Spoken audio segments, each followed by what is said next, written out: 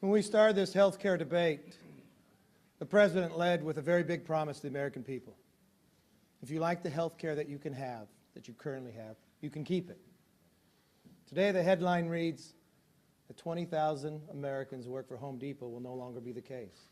They were provided even as part-time. But Obamacare does not allow that. That's why today when we acted, it wasn't just a group of Republicans, but it was a bipartisan vote. Let me state that again because I want to make sure you write it correctly. It was a bipartisan vote because we're Americans first.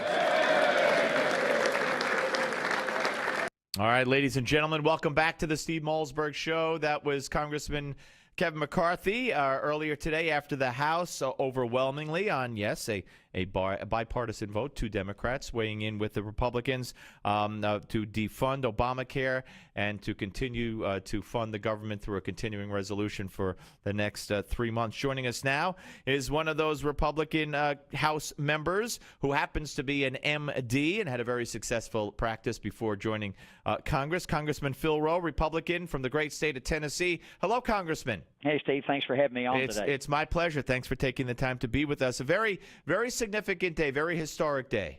Absolutely. And I thought, Steve, this is just step one. And I heard your lead in about the 20,000 people. And I've only been in Congress. This is my 5th year. And I was here for the debate of the health care bill. And one of the reasons I left my practice after 31 years to come to Congress was to work on health care reform, and I realized that cost was an issue and access. I had patients in Northeast Tennessee. I live in rural Appalachia, and basically there were a lot of people that couldn't afford health insurance coverage, and the President's promise, as I just heard laid out, was we're going to make it more affordable and increase access. Well, that's not turning out to be true, and as a matter of fact, this plan is turning out to be devastating for some areas. And one major medical center in my state, in the state of Tennessee, they're cutting 1,000 jobs, cutting $250 million. And I saw where the Cleveland Clinic, world famous, obviously, is cutting up to 3,000 jobs just across the state line in rural Southwest Virginia,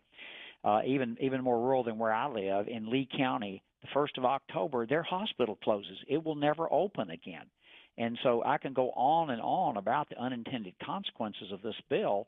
And over the past year and a half, I've held hearings. I chair the subcommittee on health, employment, labor, and pensions.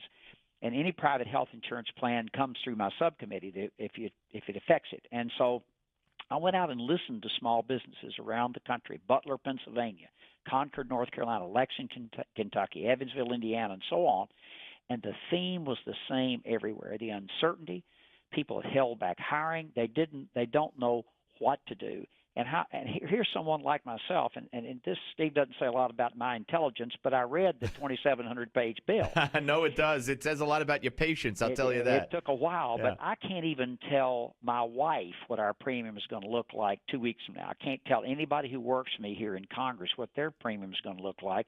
And how do you think businesses can plan when they have that uncertainty? They cannot. No, that's been the case with this administration from the get-go. Uncertainty has been such an impediment to an economic recovery on so many levels and so many fronts.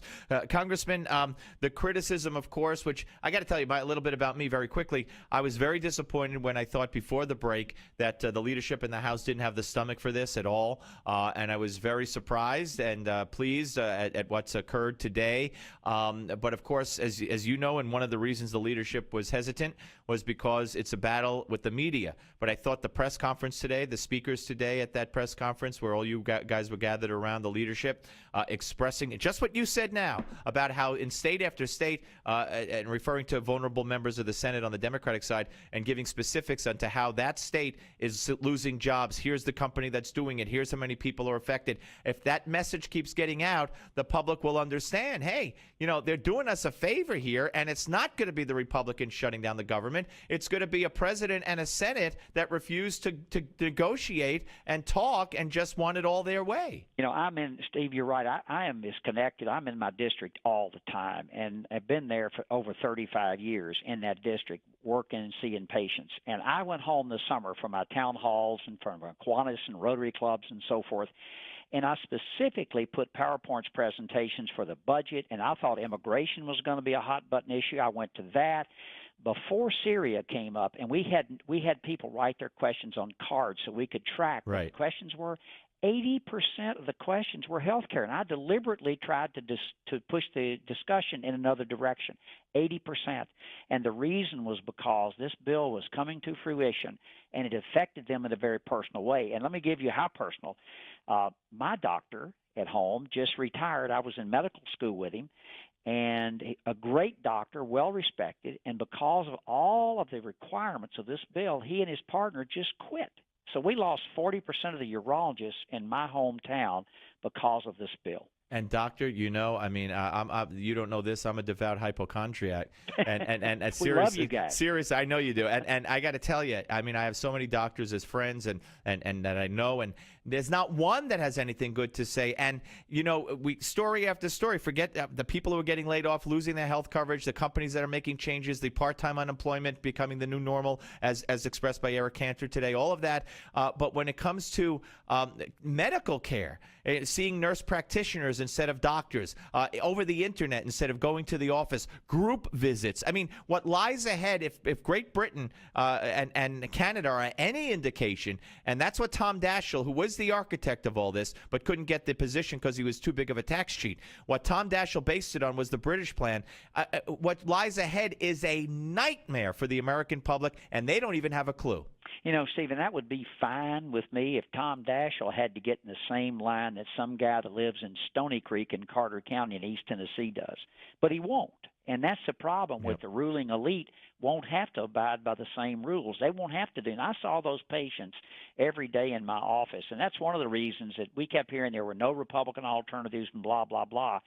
Well, as you probably know, we in the Republican Study Committee, and I was the chair of that committee, the Health Committee wrote an alternative called the American Healthcare Reform Act, and we just dropped it this week. And it is a patient-centered, market-driven plan that can lower costs and increase access and get rid of this nonsense that's called Obamacare and get back. And when Warren Buffett says, one of the president's biggest supporters, we need to go back to 2009, the antennas ought to go up.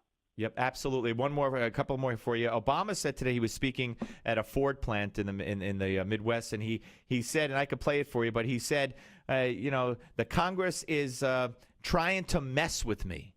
They're trying to mess with me. We're not some banana republic. You know, I want to do what's right for you, but the quote is, they're trying to mess with me. How do you react to that? I can't even, that doesn't even make any sense to me. I mean, it's about we serve the American people. I know who I work for. For years, I worked for the patients that I saw. Now I work for my constituents. So it hadn't got anything to do about me. It has to do about them. And that's exactly where he's made this about him. It's not about him. It's about providing care and not breaking the best system in the world. We have the best healthcare system in the world, and we're about to blow it up. And are there problems with it? Absolutely. And Steve, I was so thrilled to be here. I was at a point in my life where I could really turn my attention to healthcare policy. We had 9 doctors in the health caucus on the Republican side, and during that debate 4 years ago, not one of us was asked one thing about that bill. Not one of us. Yep. Think about that. It is horrific. It is a nightmare waiting to happen. And do you believe that? Look, let's. Where do you think this is headed? I mean, when push comes to shove, if in fact the Senate says no and the president says no, I mean, will the House? Do you believe? Let this happen and let not the House. I'm not putting the onus on the House, but will the House act to prevent the shutdown and say, okay, now everyone at least is on record. Everyone has made a stake, and we know where they each stand on health care. We wanted to do this, but we're not going to let the government get shut down. Not that you would be responsible if it did, but my question is, how far will Boehner and company go? I think we're going to go pretty far. Let me thrash this out a little bit. Yeah. I hate to, next week, the Senate's going to do what the Senate does. And they'll come back with something. I didn't get sent. I think most of us feel like we didn't get elected to the U.S. Congress to shut the government down. I got elected to run the government, hopefully more efficiently and smaller, and we're working hard on that to try to cut the deficit and so forth. But what I think they'll do is send us back something. This CR is really not anything. It's a 75 days to fund the government. It's a terrible way to do it. And the 5 years I've been in this government, we have not had a budget since I've been here. We've run this country on continuing resolutions. But what I think we'll do, the real battle, Steve, is going to be over at the debt ceiling. And the president said, I will not negotiate. Well, yes, he will. He did for the Budget Control Act in August of 2011. We were here. And I would do almost, let's put it this way, I think to delay this Obamacare, if we can't completely defund it, is so important. And I, as a budget deficit hawk, as I've been called Dr. No and everything else in the world, but I would be willing to raise the debt ceiling if we could delay this thing for a year, just to hopefully have an election and get it straight. It's that bad for the country. All right, one more for you. This is kind of unsolicited, not advice, but a plea. Don't ignore the immigration and don't cave on the immigration, because I have talked to many people who said what they fear was going to happen was just what you said, and health care is more important. I think it does top immigration. However, they said that when the Congress goes home, they're going to hear all about health care, all about Obamacare, and hardly anybody's going to bring up immigration, and the leadership and others are going to say, well, there wasn't much talk about immigration, so let's just acquiesce. But believe me, people are conflicted. You know, they can't bring up everything.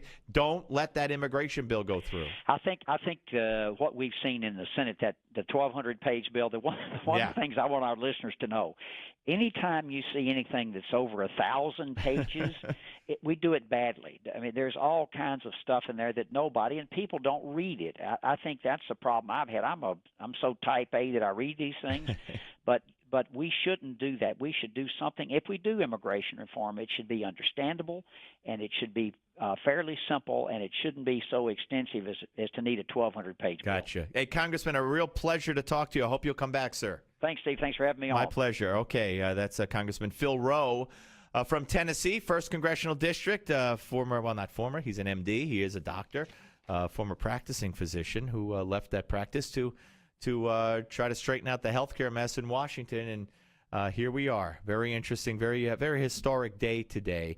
All right, we're going to come back. You want to weigh in before we start talking some baseball for a little while at the bottom of the hour?